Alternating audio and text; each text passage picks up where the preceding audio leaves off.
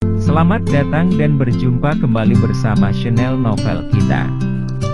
Inilah cerita novel Dokter Hebat di Desa Janda bab 1 yang berjudul pertama kalinya mendapatkan kemampuan supranatural.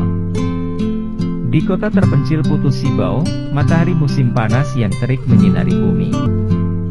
Ivan menundukkan kepalanya dengan bosan dan bersandar di depan pintu klinik.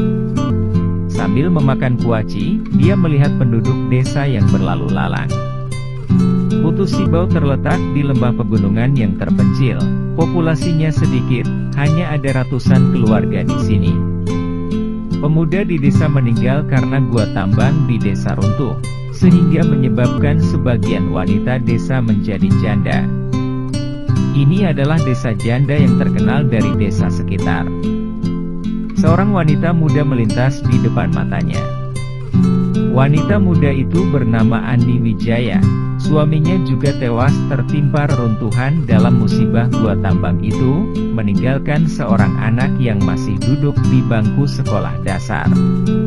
Meski tahun ini berusia lebih dari 30 tahun, tapi dia tidak terlihat berusia 30 tahun karena kulitnya yang kencang dan wajahnya yang menawan. Ani telah memperhatikan tatapan panas dari Ivan, jadi dia membuang ludah padanya dan berkata, "Dua apa yang kamu lihat?" Ivan tidak peduli, matanya terus menatap tubuh Ani yang menggoda orang.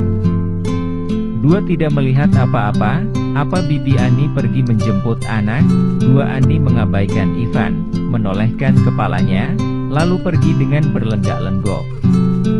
Ivan juga tidak peduli, dia terus melihat wanita desa yang berjalan di depan kliniknya. Saat matahari terbenam, jumlah orang yang berjalan di depan klinik pelan-pelan berkurang. Ivan berdiri di pintu untuk mengecek sekilas, melihat tidak ada pemandangan yang indah lagi, dia kembali ke klinik. Klinik kecil ini diberikan oleh ayah Ivan kepadanya sebelum meninggal. Klinik itu tidak besar. Di bagian depan ada konter yang digunakan untuk mengobati pasien, lalu tempat tidur kecil di belakang digunakan untuk suntik dan infus, dan di tengahnya dipisahkan oleh rak obat yang setinggi 2 meter. Setelah duduk bersandar di konter, Ivan mengeluarkan satu buku cerita dari dalam laci dan membacanya dengan bosan. Ketika tidak ada pasien pada hari biasa, dia akan menghabiskan waktunya dengan membaca novel yang ada di laci. Belum membaca beberapa halaman, pintu klinik didorong buka sehingga mengeluarkan suara krek. Ivan menengadahkan kepala untuk melihat sumber suara, lalu melihat sosok ramping yang berdiri di depan pintu klinik. Itu adalah Linda Lesi, istri Andi Sugiharto dan teman baik dari Suseno Ginting. Linda sangat cantik. Wajah ovalnya yang merah merona, kulit putihnya seperti giok, pinggangnya sangat ramping, tubuhnya juga sangat berbentuk. Penduduk desa setuju bahwa dia adalah bunga desa yang tercantik di beberapa desa terdekat. Ketika Andi menikahinya, ada banyak orang di desa yang cemburu, dan Ivan adalah salah satunya. Sayangnya, Andi juga meninggal dalam bencana tambang. Melihat orang yang datang adalah Linda, jadi ia lekas keluar dari konter, lalu mempersilakannya masuk ke dalam. Sambil memegang tangannya, Ivan bertanya dengan penuh perhatian, "Duai, kakak ipar ya? Mari, cepat masuk." "Kenapa? Apa tidak enak badan?" Ivan biasanya sangat menjaga Linda, sejak Andi meninggal tertimpa di dalam gua, meninggalkan istri dan anak yang menunggunya memberi makan. Ivan juga sering membantunya dalam hal keuangan. 2M, Itua, Dua Linda merasa malu karena tangannya dipegang oleh Ivan, jadi dengan pelan dia menarik tangannya, lalu menundukkan kepala dengan tidak nyaman dan wajah yang memerah karena malu. Ivan melihat Linda tampak malu, mengira kalau hidupnya sedang kesulitan jadi ingin meminjam uang tapi malu untuk mengucapkannya, sehingga Ivan berkata serius, "Dua Linda, katakan saja jika ada kesulitan, Selama aku bisa membantumu, kamu tinggal bilang saja. Ketika Andi masih hidup, dia adalah saudaraku. Sekarang dia telah tiada, jadi aku punya kewajiban untuk menjagamu dan putrimu dengan baik. Linda terharu oleh wajah serius Ivan. Dia terdiam sejenak, baru berkata dengan suara lirih, "Kak Ivan, aku tidak ada asi lagi." Meskipun Linda telah mengatakannya, tapi suaranya sangat kecil, sehingga Ivan tidak dapat mendengarnya dengan jelas. Dia langsung duduk di samping Linda, juga mendekatkan kepalanya ke mulutnya. "Apa? Coba suaramu lebih keras sedikit, aku tidak bisa mendengar dengan jelas."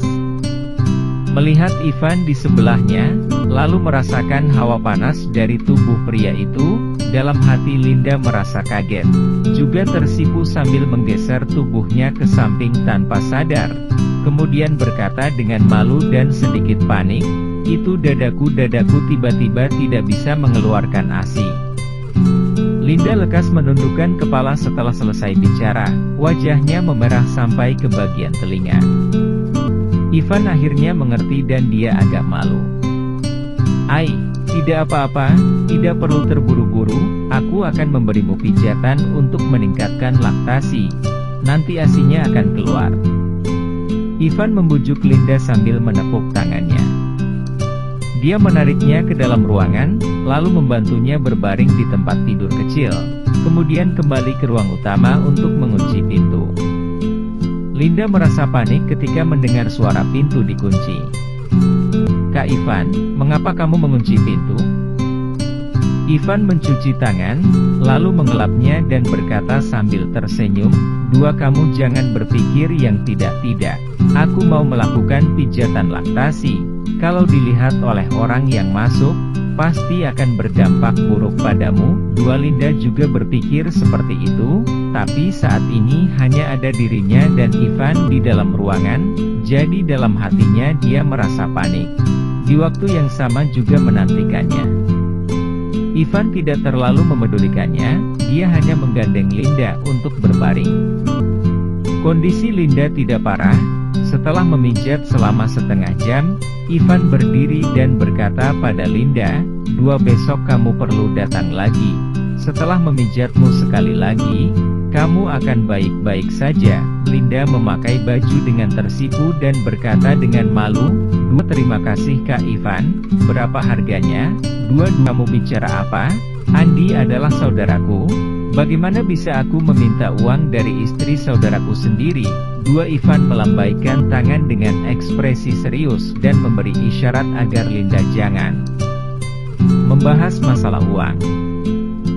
Linda melihat Ivan bersikeras tidak ingin menerima uang, jadi dia menundukkan kepala untuk mengucapkan terima kasih, lalu keluar dari klinik dengan melenggak-lenggokkan pinggang rampingnya. Malam hari, Ivan menutup pintu klinik, dia kembali ke belakang lalu mengambil seember air dari sumur ke kamar mandi sambil bersenadung dan bersiap mandi. Kamar mandinya dibangun dengan batu bata. Ivan melepas bajunya, ketika ingin menggantung giok kuno yang dipakainya di gantungan baju, tiba-tiba dia tergelincir dan tidak bisa mengontrol keseimbangan tubuhnya, jadi dia terjatuh ke depan, kemudian tangan yang memegang giok juga tersentak ke lantai sehingga mengeluarkan suara plak. Giok itu pecah berkeping-keping. "Giokku." Ivan berjongkok telanjang di kamar mandi, memegang giok yang sudah pecah, merasa sakit hati sampai hatinya seolah gemetar. Giok ini peninggalan dari nenek moyangnya, dia selalu menganggapnya sebagai harta pusaka keluarga. Ivan masih ingin meneruskannya ke generasi berikutnya, namun tidak disangka malah dipecahkan olehnya. Saat Ivan memegangi gioknya dengan sedih, tiba-tiba dia merasa ada yang aneh. Dia merasa telapak tangannya sedikit dingin. Setelah dilihat secara teliti, baru menyadari pecahan giok itu mengeluarkan cairan yang masuk ke telapak tangannya. Ketika Ivan tersadar kembali, cairan di dalam giok sudah masuk semua ke dalam tubuhnya, lalu giok itu berubah menjadi warna putih kemudian berubah menjadi bubuk. Ivan melihat perubahan di tangannya dengan kaget. Tiba-tiba dia merasa tubuhnya pelan-pelan berubah menjadi panas. Ada banyak kenangan dan pengetahuan yang muncul di benaknya, lalu mulai masuk ke dalam otaknya. Akhirnya muncul beberapa kata emas yang besar dan panas di dalam otaknya, buku ramuan. Ketika kata itu muncul di benaknya, Ivan akhirnya tidak tahan dengan pengetahuan yang banyak dan jatuh pingsan. Bersambung. Jangan lupa share, like and subscribe.